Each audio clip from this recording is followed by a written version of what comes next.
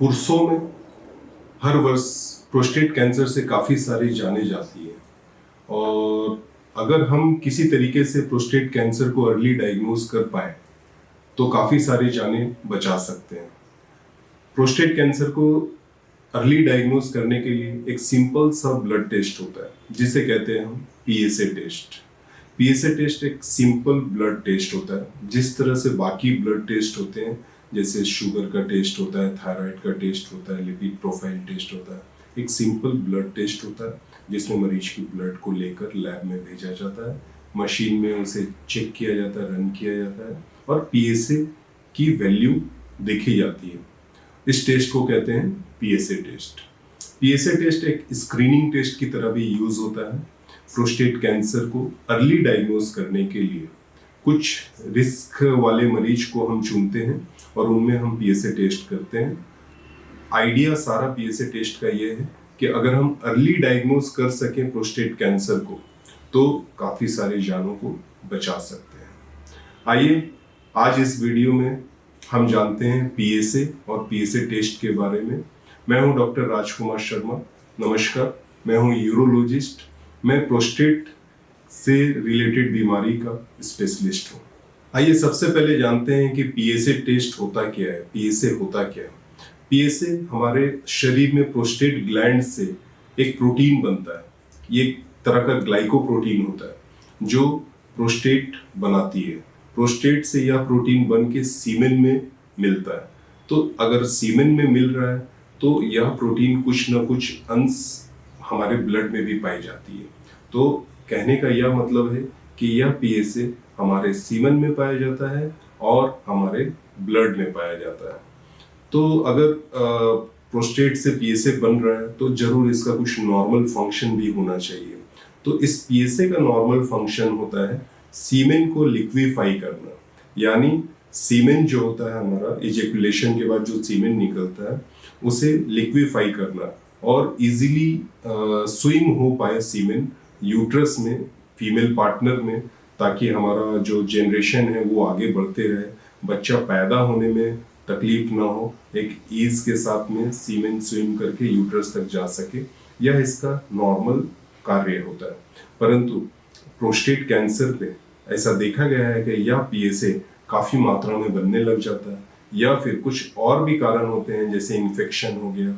मैं आपको आगे बताने वाला हूँ क्या क्या कारण है जिससे कि यह पीएसए काफी बढ़ जाता है और हम इस पीएसए, बढ़े हुए पीएसए को एक टेस्ट की तरह देखते हैं और हम डायग्नोज करते हैं प्रोस्टेट कैंसर को अर्ली स्टेज में ताकि मरीज का जान बच सके। आइए अब हम जानते हैं कि what is the normal range of PSA. आखिर नॉर्मल रेंज क्या होती है हमारे ब्लड में। पीएसए का जो रेंज है वह नॉर्मल रेंज 4 नैनोग्राम पर डीएल होता है, परंतु एज बढ़ने से यह रेशियो बढ़ भी सकता है, पीएसए का कंसंट्रेशन बढ़ भी सकता है। और ऐसा देखा गया है कि अगर आप 50 वर्ष के व्यक्ति हैं या उससे कम है तो पीएसए 2.5 नैनोग्राम पर डीएल होता है, परंतु आप 70 वर्ष से अगर ज़्यादा के व्यक्ति हैं तो आप में अप टू 6.5 नैनोग्राम पर डीएल भी नॉर्मल रेफरेंस रेंज हम कंसिडर कर सकते हैं। इस कंफ्यूजन को कम करने के लिए 4 नैनोग्राम पर डीएल, जो कि एक नॉर्मल रेफरेंस रेंज, हम मानते हैं कि इस रेंज के अंदर होना चाहिए पीएसए। पीएसए 4 नैनोग्राम पर डीएल के नीचे होना चाहिए हर एज ग्रुप में। अगर टेस्ट में पाया जाता है कि 4 नैनोग्राम पर डीएल से ज़्यादा है तो हमें कारण को ढूंढना होगा और यह एक सीरियस मैटर भी हो सकता है क्योंकि यह प्रोस्टेट कैंसर में भी बढ़ सकता है। इसके बाद आइए हम जानते हैं टाइप्स ऑफ पीएसए टेस्ट क्या क्या होता है।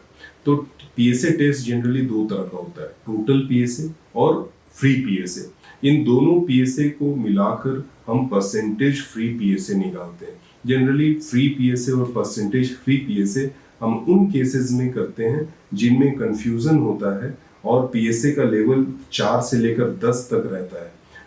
इस कंडीशन में या इन्फेक्शन से भी हो सकता है या फिर यूटीआई से हो सकता है, प्रोस्टेटाइटिस से हो सकता है या सिंपल प्रोसीजर कैथेटराइजेशन से भी हो सकता है या कभी कभी तो कैंसर से भी हो सकता है। तो काफ़ी सारे कारण हैं और कंफ्यूजन बना हुआ है। इसीलिए परसेंटेज फ्री पीएसए देखी जाती है। परसेंटेज फ्री पीएसए में अगर लेस देन 10% अगर free PSA divided by total PSA less than 10% है तो कैंसर होने की चांसेस काफ़ी ज़्यादा रहती है, मोर देन 56%। परंतु ऐसा देखा गया है कि अगर free PSA percentage free PSA more than 25% है तो कैंसर होने की चांसेस काफ़ी कम होती है, लेस देन 8% चांस होती है। इसलिए इन कंफ्यूजिंग स्टेट में हम इस परसेंटेज फ्री पीएसए का यूज भी करते हैं। एक बहुत ही इंपॉर्टेंट क्वेश्चन है, क्या बढ़ा हुआ पीएसए हमेशा प्रोस्टेट कैंसर ही होता है? तो इसका जवाब है नहीं। बहुत सारे कारण होते हैं जिससे पीएसए बढ़ सकता है apart from prostate cancer, but इसे हम इग्नोर भी नहीं कर सकते। हमें इवेल्युएट करने की जरूरत होती है। सभी कारणों को एक एक करके हम देखते हैं कि इनमें कहीं इन्फेक्शन है तो इन्फेक्शन को ट्रीट करेंगे। कुछ और कारण हैं जैसे कैथेटराइजेशन की हिस्ट्री है, पेशाब रुक गई है, प्रोस्टेट बढ़ा हुआ है, सबको एक एक करके एक्सक्लूड करते हैं। और अंत में अगर हमें शक होता है कि प्रोस्टेट कैंसर की संभावना इस मरीज में ज़्यादा है, तब हम आगे की गतिविधि करते हैं जिसमें कि प्रोस्टेट बायोप्सी एक इम्पॉर्टेंट टेस्ट होता है। प्रोस्टेट बायोप्सी ही एक ऐसा टेस्ट है जिससे हम कंफर्म करते हैं 100% कि इस मरीज को प्रोस्टेट कैंसर है। आइए अब हम जानते हैं अन्य कौन कौन से कारण हो सकते हैं जिसमें आपका पीएसए टेस्ट एबनॉर्मल हो सकता है। पीएसए मोर देन 4 नैनोग्राम पर डीएल हो सकता है। तो सबसे पहला कारण मैंने बताया उम्र बढ़ने से भी प्रोस्टेट स्पेसिफिक एंटीजन पीएसए बढ़ सकता है, परंतु 70 या 75 से ऊपर के उम्र में अप टू 6.5 तक भी हम लोग नॉर्मल रेफरेंस रेंज मान सकते हैं। दूसरा कारण होता है प्रोस्टेट ग्लैंड का एनलार्जमेंट, जिसे हम कहते हैं बीपीएच, बेनाइन प्रोस्टेटिक हाइपरप्लेसिया। इस कंडीशन में भी जब प्रोस्टेट ग्लैंड का साइज बढ़ेगा, जाहिर है कि वह प्रोस्टेट स्पेसिफिक एंटीजन जिसे हम पीएसए कहते हैं वो ज़्यादा बनाएगा, प्रोड्यूस करेगा। इसलिए ऐसा मान सकते हैं कि अगर कोई व्यक्ति का 50 ग्राम का प्रोस्टेट हो और कोई व्यक्ति का 100 ग्राम का प्रोस्टेट हो तो पीएसए दोनों का डिफरेंट हो सकता है। 100 ग्राम वाले प्रोस्टेट में ज़्यादा पीएसए की बढ़ने की संभावना हो सकती है। तो दूसरा कारण था या कि प्रोस्टेट ग्लैंड एनलार्जमेंट। तीसरा कारण जो कॉमन कारण है प्रोस्टेट ग्लैंड में इन्फेक्शन, जिसे हम प्रोस्टेटाइटिस भी कहते हैं। चौथा कारण होता है urinary track infection. Urinary track में कहीं भी, यूरेथ्रा में, प्रोस्टेट में, ब्लैडर में, किडनी में अगर कहीं भी इन्फेक्शन हो, बैक्टीरियल इन्फेक्शन खास करके, तब यह पीएसए बढ़ा हुआ मिल सकता है।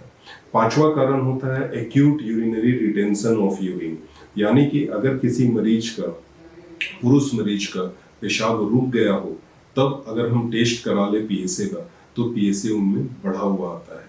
छठा कारण होता है कैथेटराइजेशन। अगर रुके हुए पेशाब में अगर हम कैथेटर डाल दें या किसी अन्य कारण से पेशाब के रास्ते में पाइप डालने की जरूरत पड़ती है या कभी कभी कोई दूरबीन डालने की जरूरत पड़ती है, जैसे सिस्टोस्कोपी हम करते हैं, तब पीएसए टेस्ट बढ़ी हुई आ सकती है। रिसेंट हिस्ट्री ऑफ कोलोनोस्कोपी में भी अगर किसी मरीज का कोलोनोस्कोपी की गई हो, कोई अन्य कारण के पैखाना रास्ता में दूरबीन डाला गया हो गैस्ट्रोएंटरोलॉजिस्ट के द्वारा, और अगर हम पीएसए टेस्ट करते हैं तब भी यह टेस्ट एबनॉर्मल हो सकता है। इसके बाद आइए प्रोस्टेट बायोप्सी। अगर किसी कारण से प्रोस्टेट बायोप्सी या रिसेंट सिस्टोस्कोपी की गई हो तब भी पीएसए टेस्ट बढ़ा हुआ आ सकता है। इसलिए सारे पीएसए जो कि बढ़े हुए हैं, सभी पीएसए कैंसर नहीं होते हैं, हमें डरने की बात नहीं होती है, परंतु यूरोलॉजिस्ट से संपर्क करना बहुत ही जरूरी हो जाता है क्योंकि इन कारणों को एक्सक्लूड करना काफी जरूरी होता है। नेक्स्ट स्टेप आइए अब हम जानते हैं कि अगर पीएसए आप मरीज में बढ़ा हुआ मिले तो आगे क्या करना चाहिए। जैसा कि मैंने अभी जस्ट बताया कि अगर कारण को पता चल जाए, कारण अगर हम ढूंढ लें तो हमें इजी हो जाता है ट्रीटमेंट करने में। जैसे कि अगर इन्फेक्शन मिला तो इन्फेक्शन को एंटीबायोटिक से ट्रीट करते हैं, फिर से पीएसए रिपीट करते हैं, और ऐसा देखा जाता है कि एंटीबायोटिक ट्रीटमेंट के बाद में पीएसए नॉर्मल हो जाता है और इन्फेक्शन ठीक होने के बाद में वो पीएसए फिर बढ़ता नहीं है। दूसरा ग्रे जोन जो मैंने बताया 4 से 10 तक का जो पीएसए का रेंज है या कंफ्यूजन वाला स्टेज रहता है, इस कंडीशन में हम परसेंटेज फ्री पीएसए करवाते हैं। थर्ड टेस्ट जो कि अगर हम कैंसर को एक्सक्लूड करना चाहते हैं, काफ़ी महत्वपूर्ण टेस्ट होता है, वह होता है एमआरआई। एमआरआई के जरिए हम प्रोस्टेट में कोई नोड्यूल देखते हैं या कोई ट्यूमर का संकेत होता है तो वो एमआरआई इजीली डिटेक्ट कर सकता है। इसमें भी मल्टी पैरामीट्रिक एमआरआई एक होता है, एमपी एमआरआई, जो कि ज़्यादा सेंसिटिव होता है। इसके बाद इन सभी टेस्ट के बाद में कंफर्म हम बायोप्सी से ही कर सकते हैं। बायोप्सी से, टिश्यू बायोप्सी से पैखाना रास्ता के जरिए हम प्रोस्टेट से मांस निकालते हैं और 100% कंफर्मेशन इस बायोप्सी के जरिए ही होता है कि इस व्यक्ति में प्रोस्टेट कैंसर है या नहीं है। इसलिए मेरा सलाह रहेगा, अगर आपके घर में कोई बुजुर्ग व्यक्ति को पीएसए का टेस्ट किया गया है और पीएसए अगर एबनॉर्मल आता है तो आप यूरोलॉजिस्ट से जरूर संपर्क करें। और अगर आप अधिक जानकारी चाहते हैं अन्य बीमारी के लिए तो मेरे इस चैनल को सब्सक्राइब करें और बाकी अन्य वीडियो भी देखें। धन्यवाद।